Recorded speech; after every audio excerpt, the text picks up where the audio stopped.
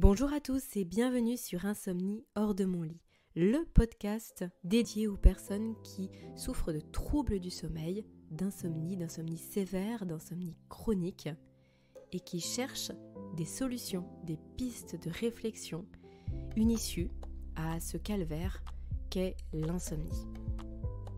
Je m'appelle Aurélie, j'ai 34 ans, j'ai souffert pendant près d'une quinzaine d'années de troubles du sommeil.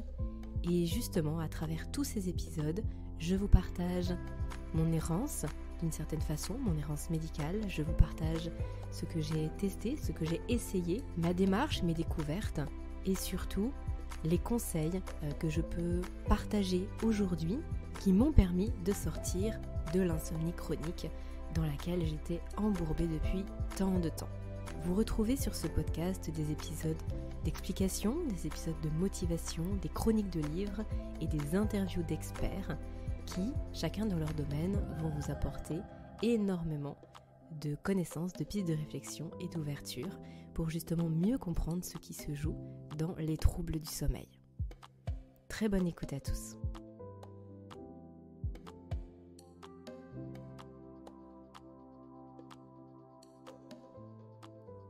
Bonjour à tous, je suis ravie de vous retrouver pour ce nouvel épisode sur Insomnie hors de mon lit. Aujourd'hui un épisode qui, je pense, va s'avérer être assez court. Je vais rentrer assez vite dans le vif du sujet. Je vais vous parler de stress, je vais vous parler de cortisol, je vais vous parler de mouvement et tout ça bien sûr en relation avec le sommeil. Et je vous invite à rester bien jusqu'à la fin du podcast parce que j'avais plusieurs annonces à vous faire. Pour les semaines qui arrivent et puis plusieurs partages également. Mais j'y reviens juste après. Alors, ça fait un certain temps que je voulais vous faire un épisode là-dessus et puis je me disais, bon, ça va, je sais pas si vraiment ça va valoir le coup de dédier un épisode complet sur cette thématique et en fin de compte, je me rends compte que c'est peut-être une des clés qui permet de bien comprendre ce qui peut se passer dans votre corps la nuit lorsque vous cherchez le sommeil ou alors le soir en cas de difficulté d'endormissement. Et bien sûr, quels sont les leviers qu'on peut activer, quels sont les moyens qu'on a pour faciliter l'endormissement si c'est en début de nuit ou alors pour se rendormir plus facilement, voire même pour éviter les réveils nocturnes. Pour certaines personnes, je sais que ça peut paraître presque utopique de pouvoir gérer cela, de pouvoir contrôler cela, même si ce n'est pas vraiment un contrôle, mais en tout cas contrôler en amont ce qu'on peut faire pour éviter cela. Et pourtant, c'est bel et bien réel et il y a un vrai fondement physiologique, psychologique par rapport à tout ça. Alors, reprenons les bases déjà pour bien resituer le contexte. Vous vous souvenez que pour basculer vers le sommeil, c'est pas magique. C'est pas un coup le sommeil il vient, un coup le sommeil il ne vient pas. Un coup je me réveille, un coup je me réveille pas, comme ça, sans qu'il y ait de raison. Pour basculer vers le sommeil, pour rester endormi, il y a tout un mécanisme qui se met en place dans le corps qui est lié à la fois à la pression de sommeil qu'on va avoir, c'est-à-dire au fait qu'on soit debout depuis le matin, qu'on ait eu une activité physique, cérébrale, et du coup on a une accumulation de fatigue qui est souvent appelée pression de sommeil, et qui fait que le soir, on a accumulé assez d'adénosine dans le corps et au niveau du cerveau. Donc l'adénosine, c'est justement la molécule qui est un petit peu à la manière d'un sablier, va venir circuler de plus en plus tout au long de la journée dans le corps et dans le cerveau, se fixer sur les récepteurs à adénosine pour justement signaler cette pression du sommeil. Donc quand on a assez d'adénosine, il est temps de faire comme un grand balayage et ça c'est fait justement pendant le sommeil. Donc quand il y a beaucoup d'adénosine, on ressent la fatigue, on ressent la somnolence et on ressent le besoin d'aller se reposer. Donc ça c'est le premier mécanisme. Ensuite, il y a un autre mécanisme qui est un mécanisme hormonal, vraiment purement hormonal, entre le cortisol, qui est l'hormone de l'éveil, et la mélatonine, qui est l'hormone dite du sommeil, qui va induire le sommeil. Donc vraiment pour rappel, pensez bien que le cortisol, c'est avant tout notre hormone de l'éveil, avant d'être le biomarqueur du stress. Le cortisol et la mélatonine sont produits dans le corps de façon presque diamétralement opposée. Là où on a un pic de cortisol, on va avoir vraiment une production de mélatonine presque inexistante. Et à l'inverse, là où on va beaucoup produire de mélatonine, on n'est pas censé produire du cortisol. Donc les deux courbes sont en complète opposition. Elles sont complètement inversées sur ce fameux rythme de 24 heures, donc ce rythme qui est le nôtre, qui représente la journée. Qu'est-ce qui fait qu'on va basculer vers une production de mélatonine ou vers une production de cortisol ? C'est notre horloge interne. On a tous dans notre cerveau une horloge interne, une horloge biologique, qui est d'ailleurs, alors même si elle est différente en termes de rythme, mais en tout cas, tous les mammifères et voire même tous les êtres vivants, en tout cas, il a été prouvé que même les bactéries, les virus avaient une activité différente selon certaines périodes qui pouvaient s'assimiler à du sommeil ou à de l'éveil. Donc bref, de façon générale, la communauté scientifique s'accorde pour dire que presque tous les êtres vivants vont avoir un rythme biologique. D'ailleurs, même les plantes ont une horloge biologique interne. Donc c'est un sujet qui est assez passionnant et qui permet de dire que donc, tout au long de la journée, on a cette petite horloge qui, bien sûr on ne s'en rend pas compte, mais qui égrène le temps finalement et qui va plutôt donner l'impulsion de produire certaines hormones à certains moments et puis certaines autres à d'autres moments, etc. Cette horloge interne, elle existe même si on est privé de tout stimuli extérieur, de toute lumière, etc. On a un rythme comme ça qui s'enchaîne, mais qui va se désynchroniser au fur et à mesure du temps. C'est donc la lumière, et la lumière naturelle, principalement la lumière du jour, qui va resynchroniser notre horloge biologique chaque jour sur bien 24 heures. Et c'est ce qui fait que, de façon générale, lorsqu'on a un rythme qui est régulier, je veux dire par là qu'on ne traverse pas les fuseaux horaires tous les 2 matins, qu'on ne vit pas la nuit, qu'on n'a pas de travail en 3-8 par exemple, eh bien on se retrouve avec un pic de somnolence pratiquement tous les jours à la même heure, on se retrouve avec un besoin de sommeil, mais aussi avec une vitalité, avec un désir de faire plein de choses au même moment dans la journée, etc. Parce que justement il y a ce rythme. Ce rythme qui est basé sur le cycle circadien de 24 heures et cette alternance entre les hormones. Alors je voulais vous redire tout ça parce que c'est important de bien comprendre qu'il y a ces deux mécanismes-là, à la fois la charge du sommeil, la pression du sommeil avec l'adénosine, et à la fois cette nécessité d'équilibre inversé, en tout cas de bascule, entre le cortisol et la mélatonine. Parce que justement, je vais vous parler du cortisol. Le cortisol, c'est donc notre hormone de l'éveil. C'est l'hormone aussi qu'on appelle biomarqueur du stress. Pourquoi ? Parce que c'est une hormone qu'on va produire en plus grande quantité lorsqu'on est stressé. Et ça, c'est vraiment une nuance importante à avoir en tête.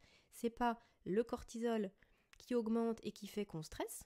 C'est parce que en fait, on va avoir un stress, on va avoir quelque chose qui nous vient de notre environnement, ou alors un stress dit endogène, c'est-à-dire des choses qui se passent au sein de notre corps, comme de l'inflammation chronique, comme beaucoup de choses qu'on a déjà évoquées, qui va faire que on va produire plus de cortisol, et du coup, on peut corréler la hausse du cortisol avec la hausse du stress. Le cortisol, il est pas produit tout seul. Alors, lorsqu'il est produit longtemps, de façon chronique, c'est là où on parle justement de stress chronique, où on peut avoir des inversions complètes de phase de production du cortisol, etc. Mais en tout cas, lorsqu'il arrive quelque chose, où on a un moment où, par exemple, on est en voiture et d'un seul coup, il y a un animal ou il y a un enfant qui traverse la route avec un ballon et là, on freine très très vite. On va produire plusieurs hormones.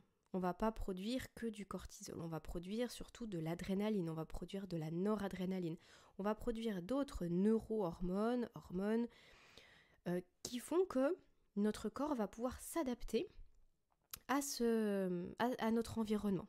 Hein, il faut bien avoir en tête que ces hormones, ce sont des hormones de l'adaptation et qu'on est sans cesse en train de s'adapter à notre environnement avec des choses plus ou moins violentes, dangereuses, plus ou moins longues sur la durée, plus ou moins intenses, etc. Et ces hormones, neurohormones-là, permettent par exemple de rester en éveil, de dilater les pupilles, d'accélérer le rythme cardiaque, d'être plus concentré sur ce qui se passe, de stopper le système digestif parce que c'est plus la priorité, et donc d'aller oxygéner, d'aller alimenter de façon plus importante les muscles et donc les membres pour faire face en fait à ce qui se passe. Ça, ce sont des mécanismes qui sont complètement ancestraux, c'est-à-dire que là, on repositionne ça. Je vous donnais l'exemple de la voiture et du fait de conduire, des dangers de la route, etc. Mais ça, c'est un exemple qui est très très moderne. Il faut remettre ça dans le contexte que nos gènes sont les mêmes qu'il y a 50 000 ans en arrière. Donc le stress d'il y a 50 000 ans en arrière, c'était quoi ? C'était, il y a un animal sauvage qui me course ou qui vient menacer la tribu, il y a une autre tribu qui vient menacer notre tribu à nous, il peut y avoir le feu qui d'un seul coup n'est plus sous contrôle, qui se propage, il peut y avoir le manque de nourriture, il peut y avoir les conditions climatiques qui sont extrêmement défavorables, et tout ça, ce sont des sources de stress qui vont nécessiter une adaptation. Toutes les sources de stress qu'on peut ressentir, que le corps va ressentir, nécessitent une adaptation, et c'est pour ça qu'on produit toutes ces hormones, dont le cortisol et dont l'adrénaline. Elles vont pas avoir exactement le même rôle, ça va pas se passer exactement pareil de façon biochimique, mais c'est toujours de l'adaptation. Qu'est-ce qui se passait quand, il y a 50 ans en arrière, on devait s'adapter à un danger ? C'est pas dur, en fait, il y avait deux possibilités. Soit on se bat, soit on fuit. Quels que soient les exemples que je vous ai cités là juste avant, finalement, soit on prenait ses jambes à son cou, et on s'éloignait de la source de danger, soit on prenait ce qui nous tombait sur la main et on se défendait.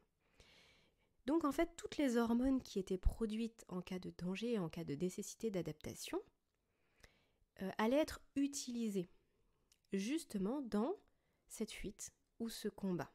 Et souvent d'ailleurs on entend parler du cortisol en tant qu'hormone de fight or flight en anglais, à savoir on se bat ou alors on fuit. Donc elles étaient utilisées par le corps, et d'ailleurs c'est dans ce sens-là qu'elles fonctionnent. C'est-à-dire que le cortisol, c'est une hormone qui est catabolisante. C'est une hormone catabolisante. C'est-à-dire que c'est une hormone qui va permettre au corps d'utiliser les ressources qu'il a pour justement être en mouvement. Concrètement, ça se traduit comment ? Ça se traduit par un déstockage des sucres qu'on peut avoir dans le corps, qui a été stocké notamment au niveau du foie et des muscles, donc ça s'appelle le glycogène. On va venir déstocker ces molécules qui sont des sources d'énergie directes pour l'organisme, pour le cerveau aussi, pour qu'on puisse s'en servir tout de suite. Donc on va venir déstocker ce qui a pu être stocké par le passé grâce à une autre hormone qui s'appelle l'insuline, qui est l'hormone justement anabolisante qui va faire stocker. Là, le cortisol, il a la fonction inverse, il va venir faire déstocker pour utilisation, pour se battre ou pour fuir. Donc on se retrouve avec plus de sucre dans le sang qui est utilisable par l'ensemble des organes. On comprend bien qu'il y a une grosse différence entre ce qui se passait il y a 50 000 ans et ce qui se passe aujourd'hui. Pourtant notre physiologie est la même. Nos mécanismes de défense physiologiques sont les mêmes. Aujourd'hui, les sources de stress, ça va être par exemple une mésentente avec un collègue, une grosse charge de travail à son bureau à laquelle on ne peut pas faire face. Ça va être des conflits familiaux, ça va être des conflits avec ses proches, ça va être une inflammation chronique du corps liée à une mauvaise alimentation par exemple, à un environnement très pollué, à une sensibilité aux champs électromagnétiques. Ça va être cette espèce de relation aussi qu'on a avec les réseaux sociaux. La peur d'un virus, comme là c'est le cas en ce moment. Ça va être Qu'est-ce que je pourrais citer d'autre ? Ça va être justement la conduite. Ça peut être justement le stress d'utiliser certains nouveaux appareils électriques, certaines nouveautés technologiques, selon la génération dans laquelle on est. Ça va être aussi le fait de devoir jongler entre le travail, l'école, la famille, de se retrouver soi, d'avoir du temps pour soi. Ça va être la foule quand on va faire ses courses, lorsqu'on va faire quoi que ce soit. Ça peut être, bref, des choses très diverses et variées. Tout ça, ce sont des sources, ce ne sont que des exemples, mais ce sont des sources de stress pour notre organisme parce que il doit sans cesse s'adapter. Il faut qu'il s'adapte à cet environnement qui, d'une certaine façon, peut être menaçant.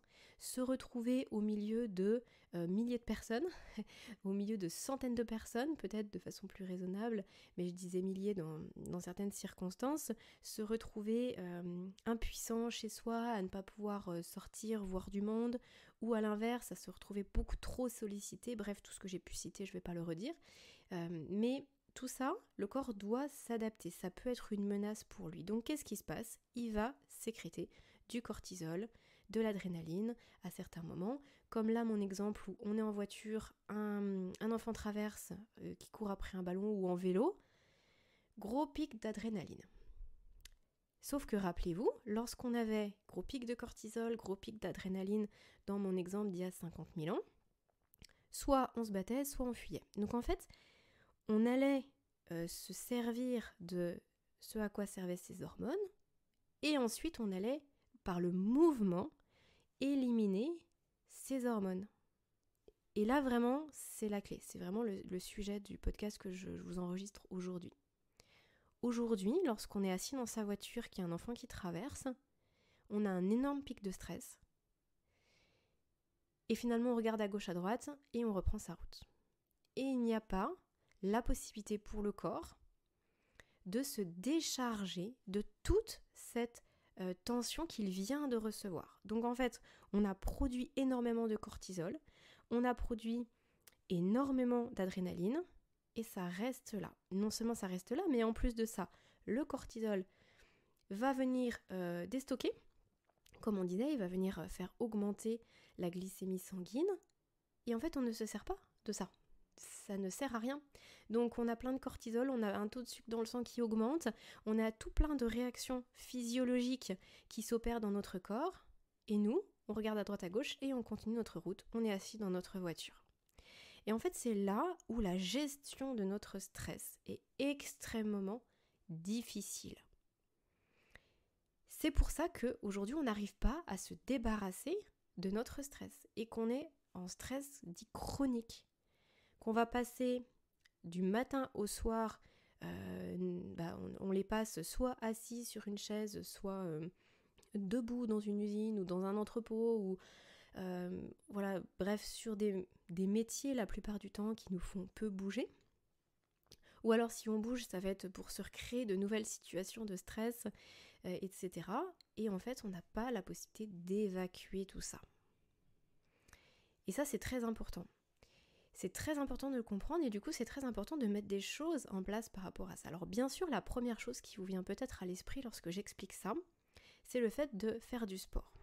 Pour de nombreuses personnes, faire du sport est vu comme une libération. Enfin vraiment, ça me permet de décharger toute ma tension, ça me permet de faire le vide dans ma tête, etc.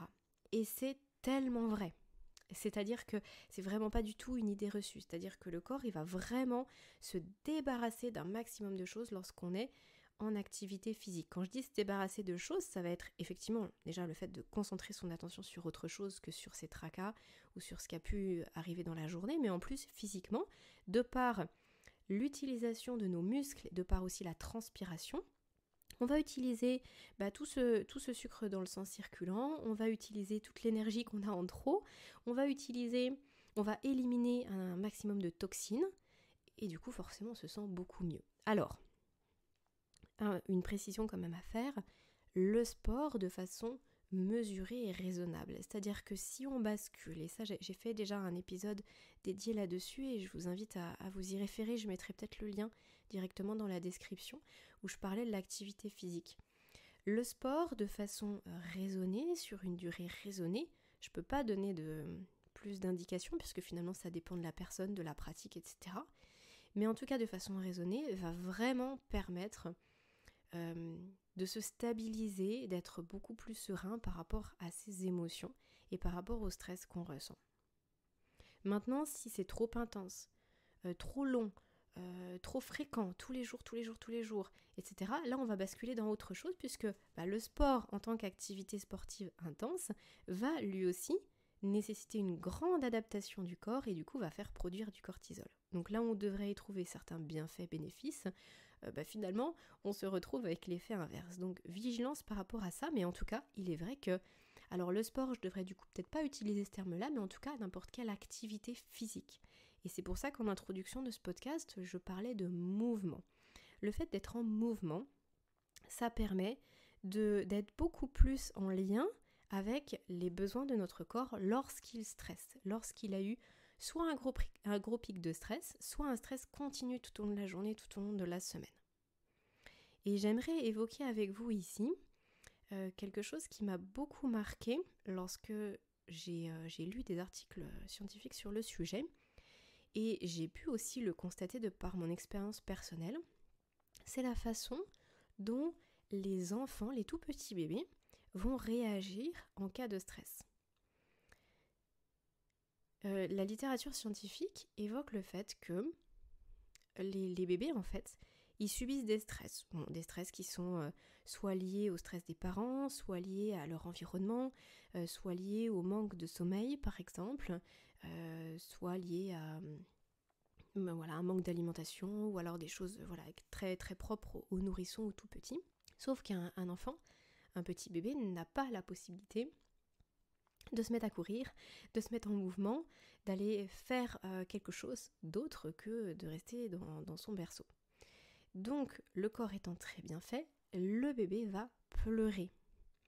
Et en fait, les pleurs des bébés peuvent être donc un bébé qui, par exemple, qui est propre, qui a été changé, qui a mangé, qui n'a pas de besoins fondamentaux, peut très bien se mettre à pleurer simplement pour évacuer le stress excessif, donc le cortisol excessif finalement, qu'il a accumulé tout au long de sa journée ou des heures qui ont précédé. Et dans les larmes, on retrouve énormément de toxines. On pensait que c'était uniquement du sel et de l'eau dans les larmes, sauf que aujourd'hui les études montrent que c'est pas du tout éliminé, beaucoup d'hormones, beaucoup de choses. Et donc c'est intéressant de savoir que finalement l'organisme est extrêmement bien fait. C'est assez magique. Vous savez que je suis complètement en admiration devant la façon dont le corps fonctionne. Je trouve ça beau, magnifique. Et là, en l'occurrence, c'est un des moyens d'adaptation du tout petit enfant face à son environnement. Il va se mettre à pleurer. Alors, au-delà du fait que, bien sûr, ça attire l'attention de l'adulte et que c'est similaire de protection aussi, mais malgré tout, il y a cet aspect physiologique qui fait que dans les larmes, il y a des choses, on évacue des choses. Et il y a aussi un autre élément, c'est que le bébé, tant qu'il ne peut pas bouger, tant qu'il ne peut pas se servir de son corps, les enfants qui sont très très stressés, les bébés qui sont très stressés, ils vont transpirer énormément. Ils vont se mettre à trembler, par exemple, ou à faire des petits mouvements, ce qui a été expliqué par justement le fait que les muscles, en se mettant en mouvement, vont éliminer ce trop-plein d'hormones qu'ils ont emmagasiné, et ça leur permet d'éliminer ce qui est considéré là comme des toxines et d'être dans le mouvement à nouveau. Donc on revient là-dessus. Moralité de l'histoire, si vous vous retrouvez juste après soit un accident de la route ou si vous vous retrouvez à avoir une grosse frayeur, la meilleure chose à faire c'est de rentrer, de mettre vos baskets et d'aller piquer un sprint. C'est surtout d'être dans le mouvement. Alors là bien sûr mon exemple est extrême, mais de façon générale, soyez dans le mouvement. Vous passez des journées très difficiles au bureau, entre midi et 2, allez marcher 20 minutes. Quand vous rentrez chez vous, faites une activité. Ça peut être que de la marche, ça peut être que de la marche, c'est déjà du mouvement. Le fait d'être très statique tout le temps, ne permet pas au corps d'éliminer tout ce dont il a besoin et ça bouillonne. Et en fait, comme le corps en plus déteste l'inertie, finalement toute cette tension, toutes ces choses qu'on accumule, ce besoin de dépenser de l'énergie, quand c'est pas physique que ça se passe, eh bien ça va se passer au niveau cérébral. Et donc on se retrouve en plein milieu de la nuit avec une énergie mentale qui fait on peut passer des heures et des heures, soit dans la créativité, soit dans ressasser les choses, mais en tout cas avec une activité mentale qui est excessive. Parce qu'il faut bien que ce soit utilisé. Toute cette énergie doit être utilisée. Donc si vous avez envie de pouvoir vous endormir plus facilement le soir, de ne pas vous réveiller la nuit, ou si vous vous réveillez, de pouvoir vous rendormir plus facilement, faites en sorte que tout au long de la journée, votre corps puisse être en mouvement, et surtout si vous vivez des choses avec une grosse charge émotionnelle, des choses intenses, c'est vraiment essentiel. Moi je dis toujours que le sommeil il se prépare dès le matin quand on se lève. Alors c'est vrai avec l'exposition à la lumière, mais tout ce qu'on va faire dans la journée va permettre ou non d'induire un bon sommeil de bonne qualité et en bonne quantité. Voilà, j'espère que cette notion est assez claire pour vous aujourd'hui et que ça vous permet peut-être de comprendre pourquoi sur certaines journées vous sentez cette espèce d'hyperstimulation, d'hyperactivité en vous qui n'est exploitée que par votre cerveau. Finalement, essayez de l'exploiter physiquement et vous verrez, ce sera très différent. Alors après, on peut aussi, quand on n'a pas la possibilité de faire une activité physique ou de partir marcher pendant une demi-heure, 40 minutes, ça peut aussi s'exprimer par des exercices de respiration. Ou ça peut s'exprimer aussi par de la méditation, puisque là justement on permet malgré tout à cette énergie d'être utilisée d'une certaine façon. Pendant la méditation, je vous rappelle, l'idée ce n'est pas de ne penser à rien, bien au contraire, c'est juste d'observer ce qui se passe. Quand on observe ce qui se passe, il peut se passer plein de choses. Donc en fait on a un temps dédié où on a notre énergie cérébrale qui a libre cours et on regarde ce qui se passe. Et après dans les exercices de respiration, il y a des exercices de respiration qui vont être orientés vers le calme et la détente. Alors du coup, c'est pas forcément ce que je pourrais proposer dans un premier temps s'il y a besoin d'extérioriser certaines choses, mais il y a plein d'exercices de respiration qui permettent justement de rentrer aussi plus en action et d'être un peu plus stimulé. Ça peut être intéressant. Quand par exemple il s'est passé quelque chose de très important, on peut faire un exercice de respiration qui va nous stimuler et ensuite partir courir un quart d'heure. Et ça peut être vraiment très bénéfique. Après, il y a aussi tout ce qui est extériorisation, le fait de noter, le fait de mettre sur papier des choses qui se sont passées, bref, tout ce qui peut vous faire extérioriser tout ça et ne pas garder, que ce soit psychologique ou physique, il y a un impact sur la façon dont après vous allez aborder la nuit et les réveils. Voilà pour cette thématique du jour. Je voulais aussi donc vous annoncer certaines choses. La première, c'est que si vous voulez avoir quelques contenus supplémentaires par rapport au sommeil, je vous invite à aller écouter les 2 lives que j'ai donnés précédemment sur Instagram. Alors c'est pas sur mon compte directement puisque j'ai été invitée. J'ai été invitée par Natacha du blog Éco-Vert qui m'a posé beaucoup de questions de ses lectrices et de ses lecteurs. Donc elle a un blog Éco-Vert et elle est aussi très présente sur les réseaux.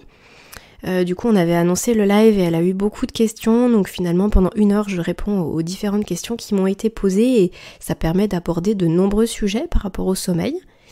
Et puis j'ai aussi été invitée par Caroline Ferriol du site Fedodo, donc qui est consultante spécialiste du sommeil des enfants et directrice de la société Fedodo, où là il était plus question finalement des accompagnements au sommeil, mais aussi d'un retour d'expérience qu'elle souhaitait faire par rapport au suivi qu'on avait fait ensemble, au travail qu'on avait fait ensemble sur le sommeil, dans le sens optimisation du sommeil. C'est vrai que moi ici sur le podcast, je vous parle principalement de l'insomnie, donc de sortir de troubles du sommeil qui sont soit très chroniques, soit sévères, mais force est de constater qu'aujourd'hui, de nombreuses, je devrais même dire de très très nombreuses personnes qui souffrent de troubles du sommeil ne sont pas insomniaques au sens assez commun du terme, à savoir que ce sont des personnes qui peuvent dormir finalement à tout moment, qui ne vont pas forcément d'ailleurs avoir de réveil nocturne ou de difficulté à s'endormir, mais qui ont simplement du mal à trouver du temps pour leur sommeil et qui ont besoin d'une tierce personne pour les aider à avoir une autre relation avec leur sommeil. Et donc là, ça permet aussi de travailler sur des choses très différentes.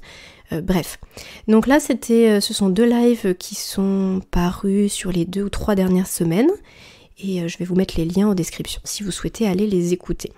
Je voulais aussi vous informer qu'en plus des accompagnements individualisés que je propose sous la marque Sleep Angel, vous savez que là du coup le podcast effectivement c'est quelque chose de gratuit que je vous propose le plus régulièrement possible, mais j'accompagne aussi de façon personnalisée certaines personnes qui me sollicitent et qui souhaitent qu'on étudie leur situation, qu'on analyse leurs problèmes de sommeil et ensuite qu'on puisse mettre des choses en place vraiment pour ce qui les concerne elles, pour aller plus loin ou pour sortir de grandes difficultés, de choses qu'elles ont accumulées, et le fait d'avoir des connaissances ne suffit pas forcément, il faut organiser tout ça. Donc aujourd'hui, sous la marque Sleep Angel, je propose des accompagnements individualisés qui peuvent durer de 3 à 8 semaines en fonction des situations. C'est un petit peu ce que j'évoquais tout à l'heure. Et là, du coup, je vais diversifier un petit peu ces propositions que je vous fais, ces services que je mets en place pour pouvoir soit accompagner des personnes qui n'ont pas le budget pour être accompagnés sur 8 semaines, parce qu'effectivement ce sont des accompagnements qui peuvent être assez onéreux, ce que je comprends tout à fait, soit pour des personnes qui ne souffrent pas d'un grand trouble du sommeil, mais qui ont envie d'en savoir plus, de connaître, de se former sur le sommeil, ou simplement de réajuster certaines choses dans leur quotidien. Et donc pour répondre à ces 2 problématiques-là, j'ai mis en place 2 autres possibilités, donc en plus des accompagnements personnalisés. Le premier, c'est du coup la mise en place d'un plan de sommeil, d'une feuille de route pour sortir des troubles du sommeil mais sans l'accompagnement. Donc en fait c'est une grande consultation mais qui ne va pas se suivre de 3 ou 8 semaines d'accompagnement. Ça permet d'avoir la compréhension, les clés, les outils, les pistes de réflexion, les chemins à explorer et ensuite de mettre tout ça en place de façon autonome. Et la deuxième chose, c'est que je vais proposer donc à partir de juin des conférences sur des thématiques bien particulières avec 1h15, 1h30 de conférences et puis une grosse demi-heure, 3/4 d'heure, voire peut-être même 1 heure, ça dépendra des thématiques, de réponses à vos questions. Donc là, il y aura un billet d'entrée et ce sera en ligne bien sûr, mais ce sera comme une conférence où en gros après la thématique, vous me posez vos questions, je vous y réponds et ça permet d'aller un petit peu plus loin aussi sur la situation de chaque personne. Je vous mettrai aussi les liens en description pour que vous puissiez découvrir ces services-là si vous pensez que ça peut vous correspondre ou correspondre à un de vos proches. Et enfin, pour terminer cet épisode, je voulais simplement vous partager un autre épisode de podcast que j'ai eu le plaisir d'écouter récemment et qui m'a paru vraiment très très intéressant, surtout à la lumière du futur épisode que je vais vous proposer sur la lumière, les rythmes circadiens, etc. Qui reprend un petit peu l'historique de la découverte de l'horloge biologique interne, des rythmes circadiens et justement de ce qui se passe chez les animaux, chez les plantes, mais aussi du coup chez l'être humain, la relation aussi entre justement le vieillissement et le sommeil, l'alimentation et le sommeil. Il y a pas mal de choses qui sont abordées, pas forcément dans énormément de détails, mais en tout cas c'est évoqué. Et j'ai trouvé que cette historique sur la découverte de l'horloge biologique était extrêmement intéressante. Donc c'est un épisode de France Inter qui doit s'appeler les rythmes circadiens d'ailleurs, ou l'horloge circadienne. En tout cas c'est un podcast animé par Jean-Claude Amezen qui s'intitule Sur les épaules de Darwin. Je vous mettrai le lien dans la description, mais c'est vrai que ça peut être très intéressant si vous souhaitez vous plonger un petit peu dans ce monde-là, parce que c'est une des choses essentielles. Si vous voulez des épisodes et des vidéos sur le sommeil, il y en a bien sûr des dizaines et des dizaines, mais là ce qui me paraît essentiel, c'est que la compréhension de notre horloge biologique fait énormément pour ce qu'on va mettre en place après pour notre sommeil. Et quand on a vraiment saisi cette clé-là, il y a plein de choses qu'on va faire plus facilement. Voilà, j'ai été vraiment ravie de passer ce temps avec vous. J'espère que ça vous aura apporté plein de nouvelles pistes de réflexion pour cheminer vers un meilleur sommeil. Je vous dis à très très bientôt sur Insomnie hors de mon lit et d'ici là, prenez bien soin de vous.